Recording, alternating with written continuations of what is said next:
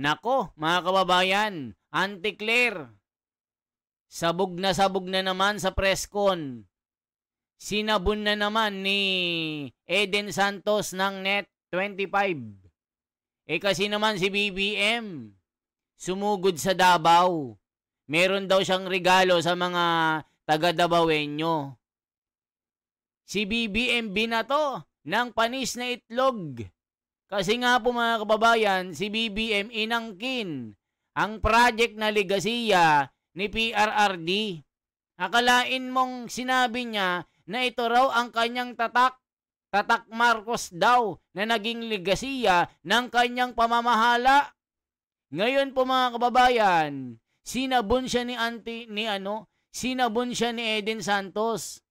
Bakit nang aangkin si BBM ng project na hindi naman kanya? Abay, tumaas ang kilay na Auntie Claire. Gusto na namang sugudin si Eden Santos. Panoorin natin mga kababayan. At wag ka. Basta bonus ang pag-uusapan. Masaya si Auntie Claire. Panoorin nyo mga kababayan ha. Paano pumalakpak? Magkanong bonus? Eto mga kababayan. Paano siya binato ng itlog ng mga taga-Davao? Dahil sa sobrang galit. Kasi binastos daw si PRRD. Pinakulong mo na, binastos mo pa. Nang agaw ka pa ng legasiya. Panoorin nyo po, mga kababayan. Sa Radyo Pilipinas. Yusek, good afternoon po. Good morning. Yusek, may inaasahan po bang service recognition incentive ang mga empleyado ng gobyerno? And kailan po ito maibibigay? Ba't nakangiti si Alvin? Direktor na ka rin. Hintayin po natin yung EO. Para lang po sa kapanatagan ng mga government workers. Siguradong maibibigay po ba? Bago po ilabas yung EO? Basta may good news. Hintayin po natin yung EO. Maraming salamat po, Yusek. Thank you po. Alam na po.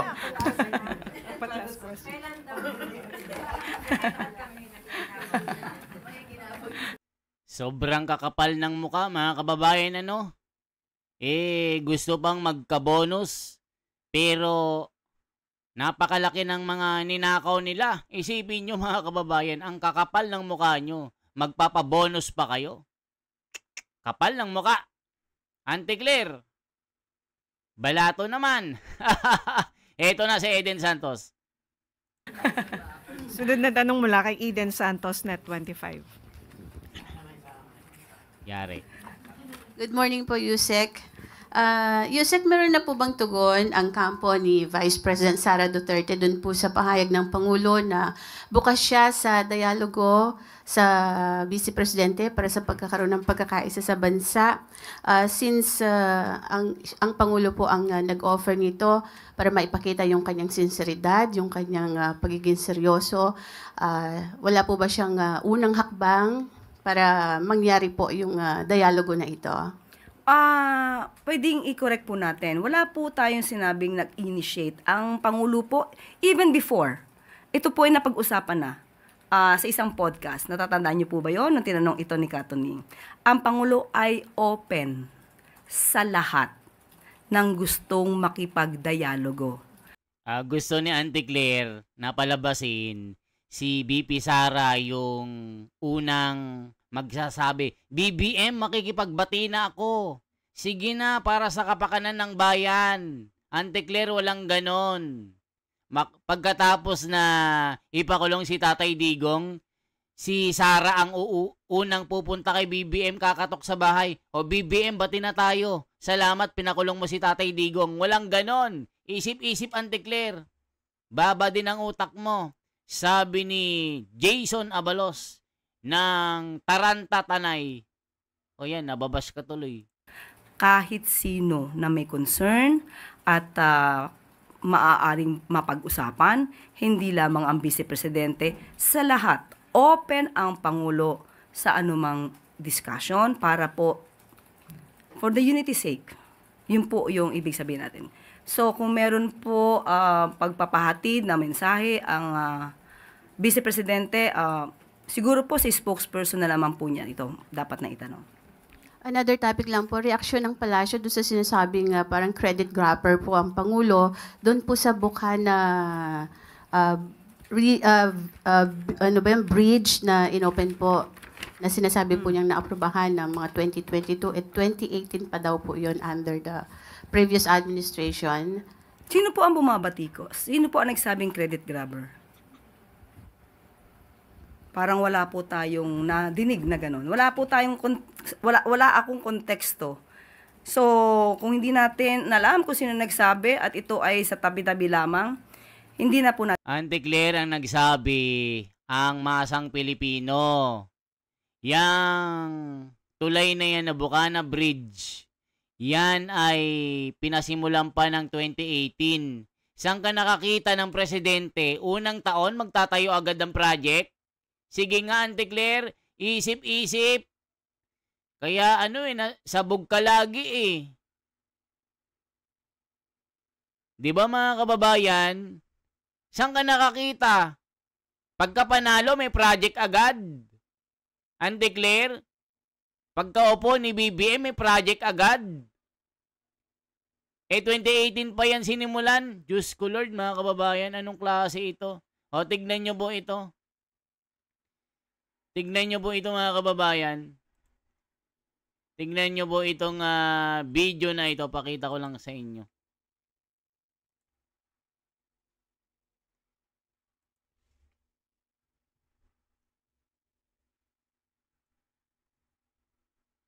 Tignan nyo po ito. BP Sara po. Para malaman nyo na 2018 pa ito. Alam niyo naman ang mga tignan niyo po ito, mga kababayan.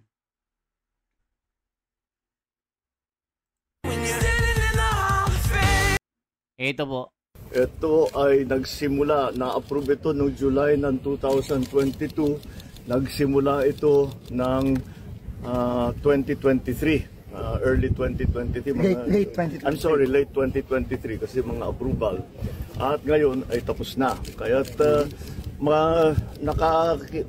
natulungan naman tayo ng ating mga Chinese na contractor dahil ang ganda ng technology nila kaya't napakabilis at marunong talaga sila magpatayo ng magandang tulay, magandang infrastructure na mabilis at nasa tamang gastos, nasa tamang presyo. Ito. So yan mga kababayan, asan na ba yung sabi ni Sara Duterte dito? I-check natin mga kababayan na project po talaga ni PRRD ito. Ito po. President Rodrigo Roa Duterte started it. Today, the Bukana Bridge reshapes Davao's skyline, stretching 1.34 kilometers over the Davao River, funded through a Chinese government grant, opens a new era of connection for the city.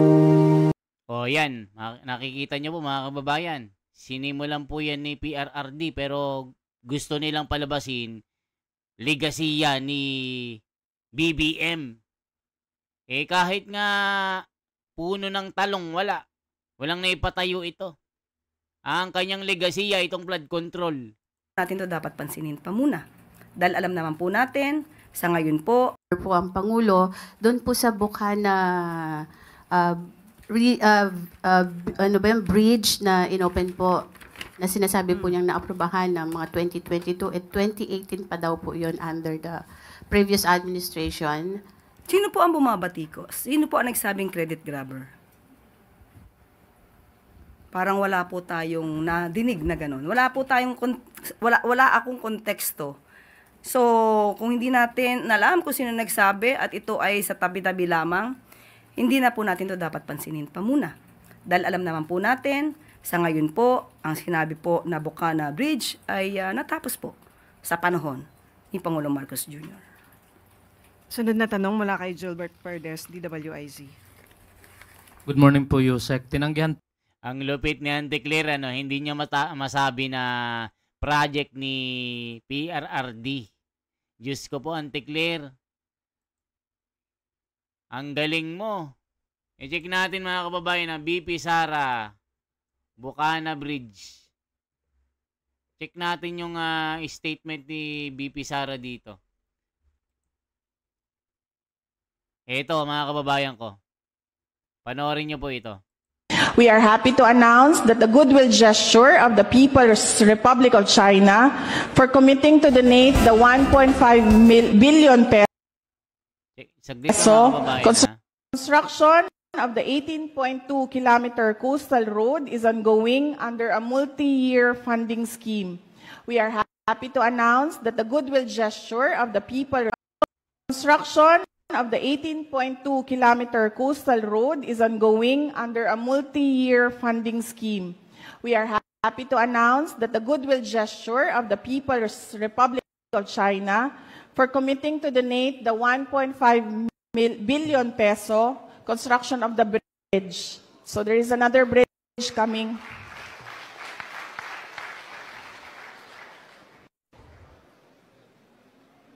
With that bridge, there's 1, 2, 3, 4, 5 bridges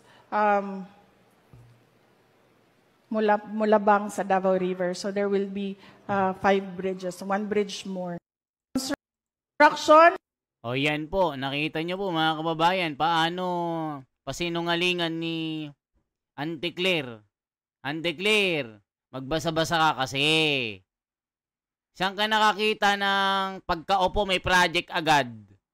Yan ay project ni PRRD, legacy niya yan. Tapos sasabihin mo, syempre siya yung Pangulo. Diba? Maano man lang nasabihin niya, ito po, yung project na ito ay nagsimula noong 2018. Pinasimulan ito ni PRRD, ang dating Pangulo ng Pilipinas.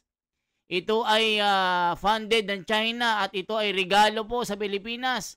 Wala pong ni pisong ginasto dito ang taxpayer na Pilipino. Ito ay sa pamamagitan ng pagkakaibigan ng China at Pilipinas. Pinasimulan ni PRRD ito. Ganun dapat ang sabihin ni BBM, hindi sabihin niya, ito ay aking legasiya. Legasiya ng pamamahala ko. Ang project na ito ay akin. Wala nang iba, akin lang. Ang papalag. Alam na. Bugbog sarado.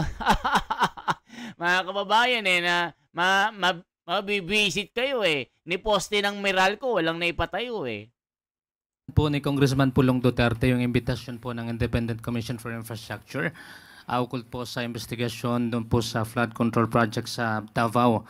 Sa halip po ay inirekomenda ni Duterte na investigahan po ng ICIC Pangulong Marcos at ang unang pamilya po. Ano pong reaksyon ng palasyo po dito? May kasabihan tayo, buntot niya, hila niya. It means you are responsible for the consequences of your own acts. Marami na po mga mabatas na gumalang sa pagpapatawag ng ICI. Nagbigay ng kanilang mga response, ng kanilang mga nalalaman. At kung walang itatago, di dapat magtago. Yun lang po. Sunod na tanong mula kay Ivan Mayrina, GMA News. Yusek, tulad po na nabanggit nyo sa opening natin kanina, pinapakita po ng Pangulo ang kanyang pagpapahalaga at matatag na suporta sa kasundaluhan. Nagkakasunod-sunod po yung bisita niya sa mga kampo, ang anunsyo niya ng dagdag na base pay, subsistence allowance. Ang tanong po does the President feel the need to show this support to the military at this time? Hanggat may oras po ang Pangulo, hindi po ito dapat kino-question. Ang pagbisita sa ating mga kasundaluhan, sa mga uniformed personnel ay nararapat lamang po bilang Commander-in-Chief. So, kasi nga mga kababayan, natatakot si BBM na baka isang araw during his administration baka bumaliktad. Kaya ang sabi po ng mga eksperto, gaya ni DND Gonzales na parang sinusuhulan niya yung mga AFP para hindi daw bumaliktad. So ito yung ginagawa ni BBM. Yun po yung sinabi ni ex-DND ng AFP na si Norberto Gonzales. So wala po itong kinalaman kung merong mang issue ngayon, obligasyon po ng Pangulo na bisitahin sila. At ito po ay nagkataon lang na bukod po sa pagbisita yung mga anunsyo ng dagdag na benepisyo sa mga sundalo, nagkataon lang na ito po ay nangyayari sa panahong may mga panawagan for the military to withdraw support from the administration. Kung nararapat po silang bigyan na mas magandang ayuda, pagtulong, kailangan naman din po nating bigay dahil ang kanilang sakripisyo po sa bayan, buhay po ang nakataya sa kanila. Sunod na tanong mula kay Katrina Domingo, ABS-CBN. Ma'am, on a related topic, still on the military, the Kilusang Mayo Uno is criticizing the timing and the intention of the Marcos Jr. administration in increasing the base pay of all military and uniformed personnel. In their own words, they said na kakaibang timing nga naman itaas bigla ang sweldo ng mga pasistang tropa ng Estado kung kailangan nasusukol ka na sa galit ng taong bayan sa sindikatong korupsyon.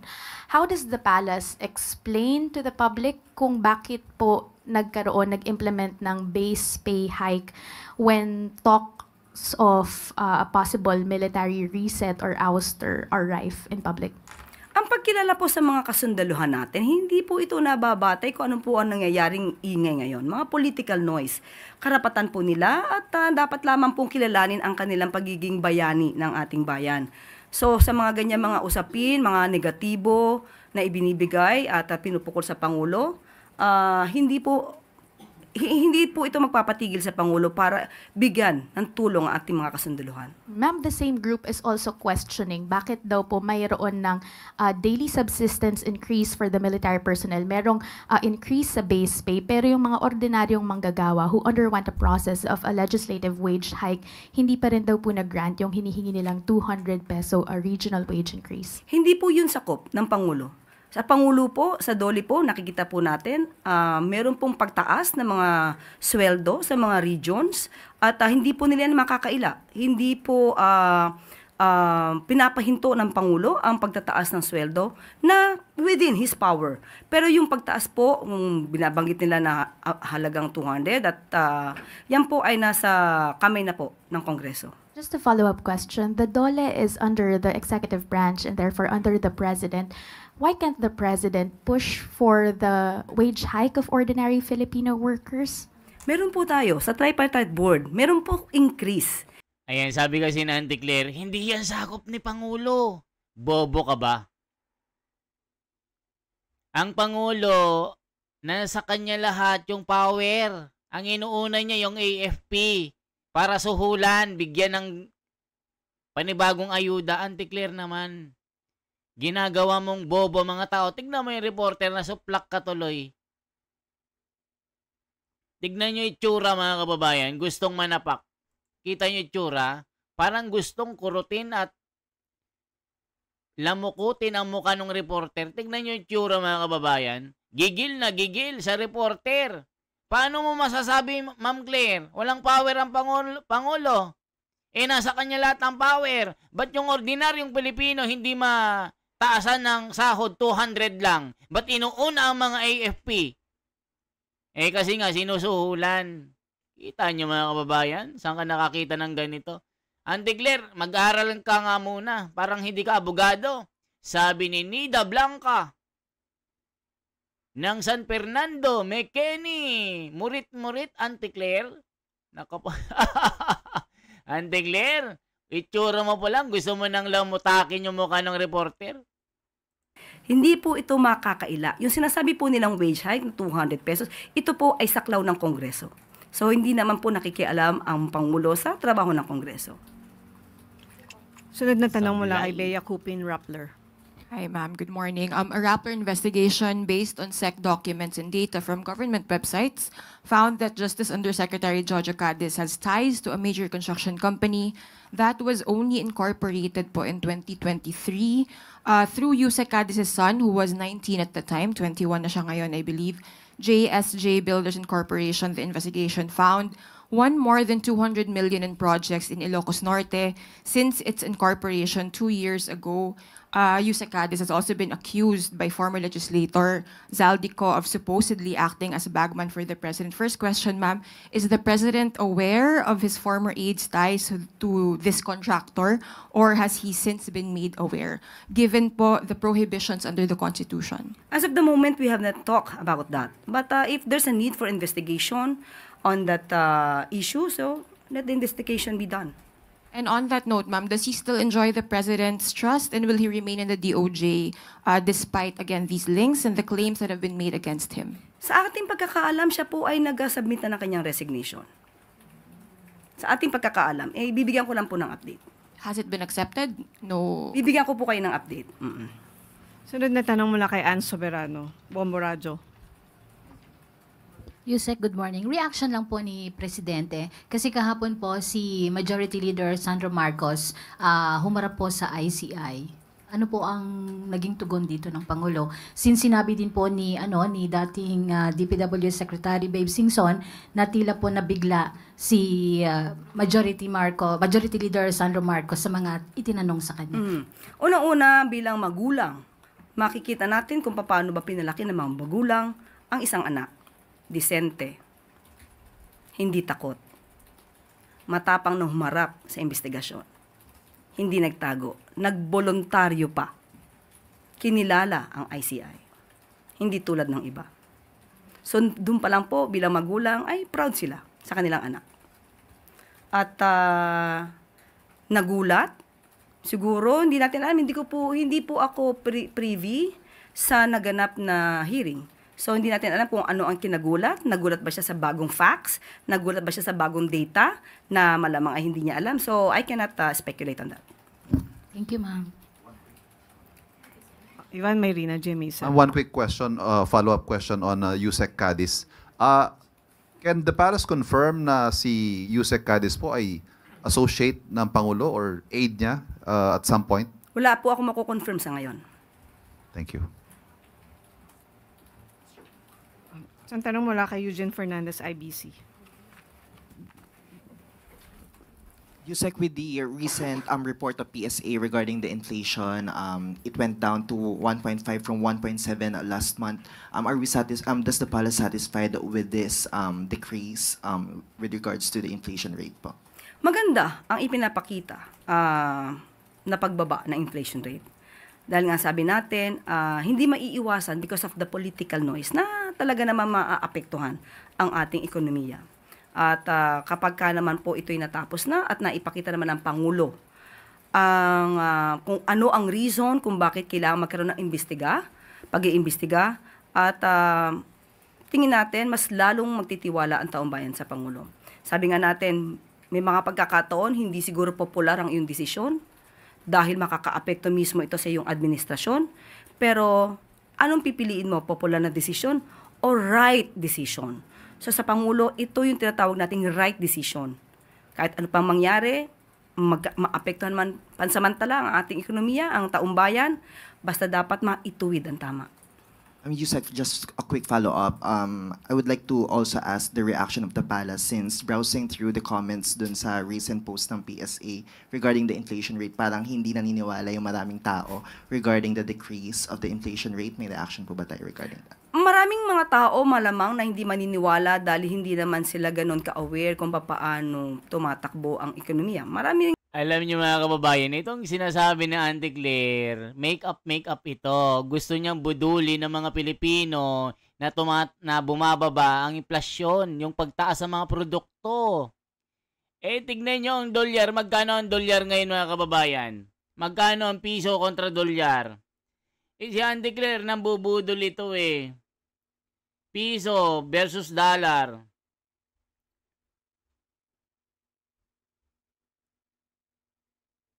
Philippines, tignan nyo mga kababayan. Magkano po ang palitan?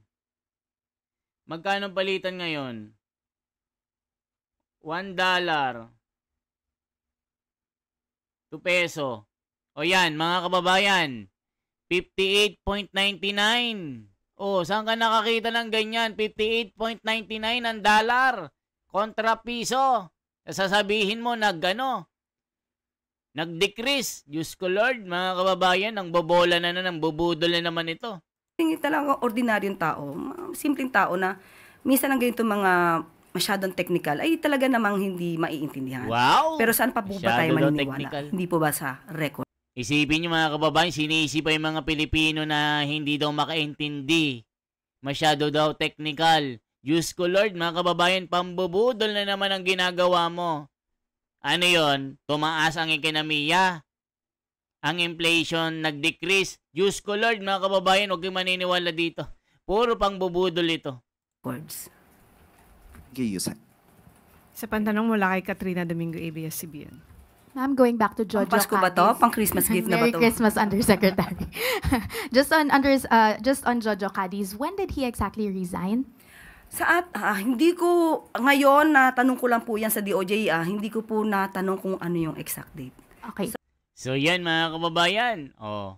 Mag-comment po kayo. Nabuljak na naman. Sabog-sabog na naman sa Anticlear. Natulala na naman. Gusto na naman manapak ng reporter. Kaya Anticlear, huwag mong lolokohin ng mga Pilipino. Hindi totoo na nag-decrease ang inflation. Mga kababayan, kaya sabi ng mga komento, Anticlear, huwag kang mangbola, nang bubudol ka na naman. Okay po? Yan lamang po ang ating bahagi. Ako si The Wonders Philippines. Ang pambubudol ni Anticlear, hindi umubra sa mga reporter. Pati netizen nagagalit sa'yo. Okay? Mabuhay! Isang like, isang share po at isang subscribe. Comment nyo po kung saan po kayo. Anong lugar po kayo. Sa anong bansa kayo mga kababayan. Re-replyan ko isa-isa. Okay po? Salamat.